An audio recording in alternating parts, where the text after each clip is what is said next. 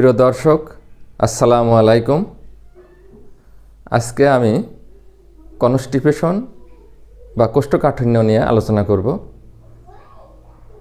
যাদের এই কোষ্ঠকাঠিন্য সমস্যা হয়েছে তারা মনে করে যে কোষ্ঠকাঠিন্যের কোনো চিকিৎসা পৃথিবীতে নাই। আপনারা বাজার থেকে যে অ্যাভোলাক বা মিল্ক অফ ম্যাগনেসিয়া কিনে খান, এই অ্যাভোলাক বা মিল্ক অফ ম্যাগনেসিয়া আসলে কোষ্ঠকাঠিন্যের কোনো ওষুধ না। অর্থাৎ যদি কারোর সাময়িক কোষ্ঠকাঠিন্য দেখা যায়, যে কোনো কারণেই হোক, কোনো খাবার বা পানি স্বল্পতার কারণে, তখন অ্যাভোলাক, মিল্ক অফ ম্যাগনেসিয়া অথবা গ্লিসারিন সাপোজিটর দিলে সাময়িকভাবে তার এই সমস্যাটার সমাধান হয়। কিন্তু যে মাসের পর মাস, বছরের পর বছর কোষ্ঠকাঠিন্য ভোগে, এইটা নাম হলো কোষ্ঠকাঠিন্য, এটাই প্রকৃত কোষ্ঠকাঠিন্য।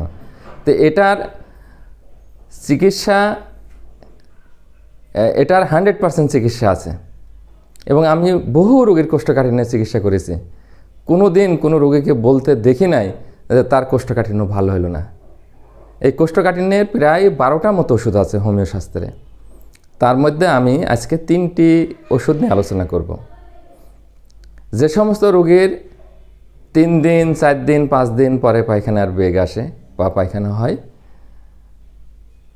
তাদের ওষুধ হলো অ্যালুমিনা। এই রোগীরা সাধারণত হালকা পাতলা এবং শুষ্ক হয়, তাদের রক্ত স্বল্পতা থাকে। আর যে সমস্ত রোগীর কোষ্ঠকাঠিন্য হয়, পায়খানা খুব শক্ত হয় এবং মোটা হয়, ভাঙে না, তাদের মলদ্বারের শুষ্কতার কারণে এটা হয়, এটার ওষুধ হলো ব্রায়োনিয়া।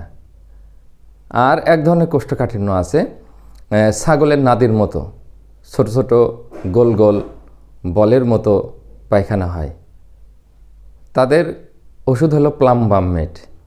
এই প্লামবামমেট খেলে এই ধরনের কোষ্ঠকাঠিন্য যায়। এছাড়া কোষ্ঠকাঠিন্যের আরও ওষুধ আছে, যেমন নাক্স, লাইকোপোডিয়াম, অ্যামনকার্ব, নেট্রামিওর, সিফিলিনাম ইত্যাদি ওষুধ রয়েছে। তা আজকে আমি সংক্ষেপে এই 3টি ওষুধ নিয়ে আলোচনা করলাম। ধন্যবাদ আপনাদের।